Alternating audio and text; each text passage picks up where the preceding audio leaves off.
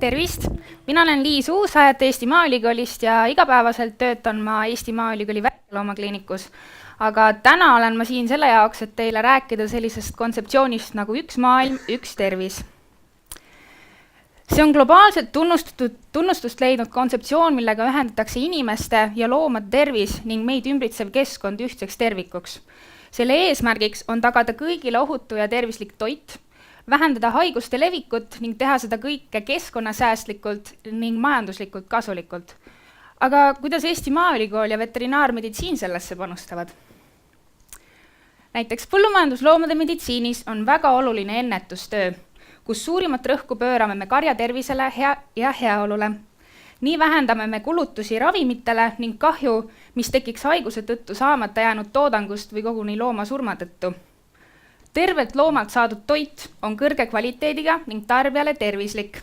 Sellise toidu kontrollitud käitlemine väldib toidutekkeliste haiguste levikut. Me tahame ju kõik terved ja energilised olla.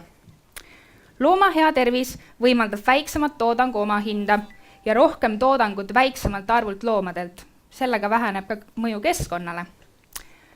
Meie lemmikloomadest on aga tänapäeval saanud võrdväärsed pereliikmed ning olulised kaaslased. On tõestatud, et lemmikute omanikel on näiteks madalam vererõhk või kogevad nad vähem ärevust. Samas loomaomanikud eeldavad üha enam, et nende lemmikuid ravitakse samaväärselt kui neid endid.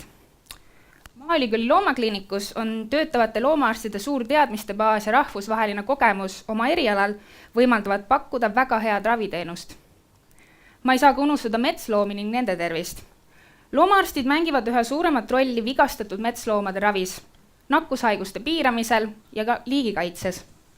Eestis on metsloomade tervisele hakatud üha rohkem tähelepanu pöörama suuresti tänu Eesti Maaülikooli doktorandile ja loomaarstile dr. Madis Leivitsale. Maaülikooli loomakliinikus on diagnostika ja ravivõimalused märkimisväärselt edasi arenenud. Suureneb koostöö inimesearstidega, eriti haiguste uurimisel, mille mehhanism on inimesel ja mõnel loomaliigil sarnane, ja kus ühiste uuringute kaudu saame me parendada ravivõimalusi nii inimestel kui ka loomadel. EMÜ loomakliinikus pakutakse teenust nii suurtele kui väikestele põllumajandusettevõtetele, samuti ka lemmiklooma omanikele.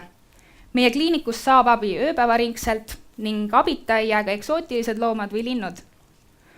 Üks tervis kontseptsiooni rakendamine aitab tagada loomade ja inimeste tervise ning heaolu ja puhta keskkonna.